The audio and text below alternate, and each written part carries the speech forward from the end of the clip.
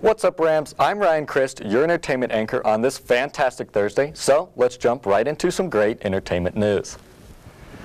There's been a lot of buzz in New Zealand about the name of a new species of wasp. A biologist recently discovered this new non-stinging wasp and decided to name it Lucius Malfoy. For those of you who don't know who Lucius Malfoy is, he's a main villain in the Harry Potter series and is Draco Malfoy's father.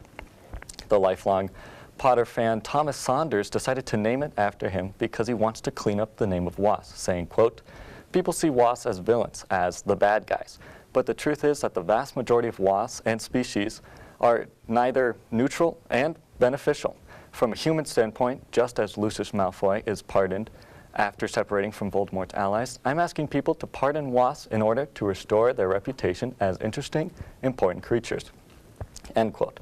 Now, all I'm waiting for is the conversation to be had around these wasps. I mean, could you imagine someone coming to your house like, "Hey, thought I'd let you know, you got a Lucius Malfoy hive in your backyard," or something like saying, like, "Don't move, there's a Lucius Malfoy on you." But all of that aside, I for one think this is a really cool idea. Bees and wasps have a negative connotation, so hopefully this will clean that up. With Halloween coming up, the Fritzler Corn maze is helping people get into the Halloween mood. At the Fritzler Corn maze, Scream Acres, their haunted corn maze, was open to all ages, where guests had to successfully navigate through the first part of the maze before getting put into small groups to go through the haunted portion. Trevor Fritzler told me more about the maze itself. That's our haunted house. It's a big portion of our haunted house. It's like 3 acres of haunt that you go in and out of the corn, buildings and set designs that we've built and designed over the years. Phase 2, which is our haunted section, and you'll have a ton of jump scares in the maze. Holy God, no thanks! Including some fun things that we added this year.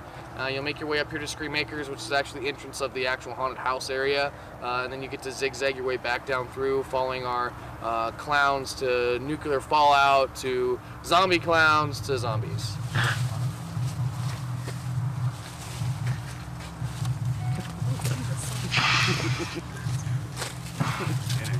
And these are my friends. I spoke to his friend Zippy the Clown, who showed me what his character's like in the maze. Welcome, children. We're gonna play tonight. I joined one of the groups in Scream Acres to show you what goes on in the maze. Yeah, nope. It's right behind you! Oh, jeez. That person's right behind us. I really don't. I don't. Oh, wow. Holy. Yeah, no thank you, sir. No thank you. Thanks. All right. Holy God, no thank you. Oh, my. We're never going to get out of here. It's impossible. This maze is too big.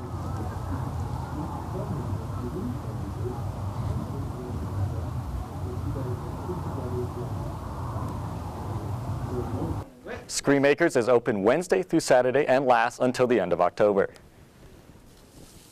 In case you didn't know, this past weekend the Szechuan Sauce was brought back to McDonald's for one day only, and fans of the show, including myself, rushed to McDonald's to get some of this sauce. Of course, it was only given to certain McDonald's. Ours was on West Elizabeth, and they were only given 20 packets.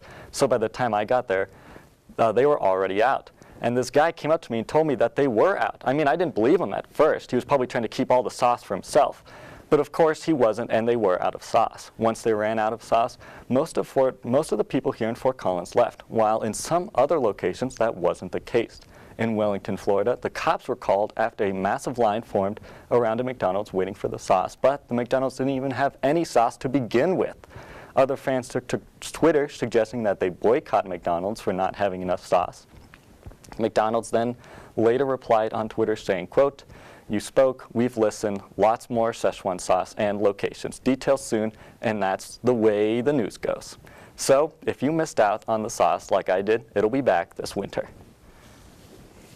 As homecoming weekend approaches, many students noticed that the popular Rama Chino drink from intermissions was missing during this week. We sent Litos Castro out to investigate. With the lack of a ram-acchino on campus, I decided to find out how CSU students feel about the missing tradition. I think it's sad because because as a college student, we all get coffee constantly, and as we're carrying it around, it's just kind of a reminder that it's homecoming week, and I think homecoming week should be a little extra special. It's like a traditional thing, and they used to do it every year, so why not this year? So the fact that we don't have this one tradition kind of appalls me, because we should be celebrating all our traditions on campus, because it's our traditions that make us CSU. However, not all students felt that it was a loss for everyone here on campus. If there aren't enough people that aren't excited about it or that even know about it, then I don't know if it would be worth it for them to use their funds on something like that.